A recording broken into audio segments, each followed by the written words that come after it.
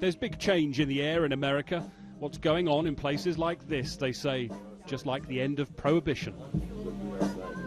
When the people of Colorado voted to legalize cannabis, it opened the way for Amsterdam-style coffee shops. This is the first, and customers see it as a milestone moment. It's historical. It's trailblazing, I believe. I mean, I don't think there's no way it can go back. No way. It's been voted in. They are nervy, though, because the politicians are still trying to figure out how to implement what's called Amendment 64. When they do, anyone over 21 will be able to buy legally.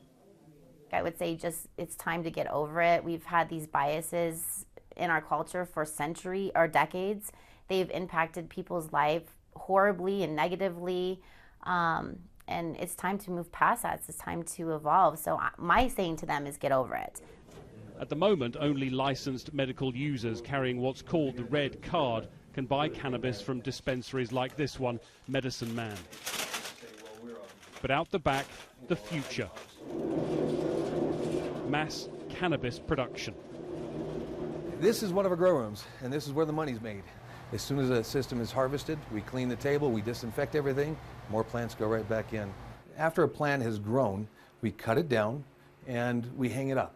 And this is the bud, so this is actually the profitable part of the plant that is sold to patients for whatever medical need they had. Andy Williams has invested hundreds of thousands in high-tech, industrial-scale growing, a cash crop of nearly 4,000 plants and construction work to expand it all by a third. But it really hasn't hurt anything. I mean, we don't see a skyrocket in terms of our kids using it. We don't see lots of people getting in accidents on the highway because of it. We don't see any negative effect, but we are seeing jobs, we are seeing taxes, we are seeing all kinds of good things that have come out of this. So let's just take the curtain off of this and say what it is. It's recreational. It is highly profitable, both for the producers and the states collecting much needed tax revenue.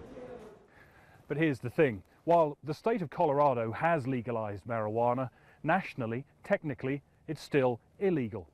And while they haven't solved that problem, here's another one. There are parts of Colorado where they won't legalize. Douglas County has passed its own law banning cannabis-related commerce, one of a number of so-called dry counties here. There are too many unanswered questions about the safety of this particular product, how it's distributed, how it's packaged, how it's grown.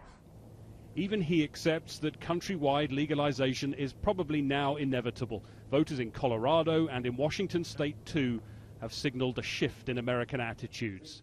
And it seems there's no going back. Greg Milam, Sky News, Colorado.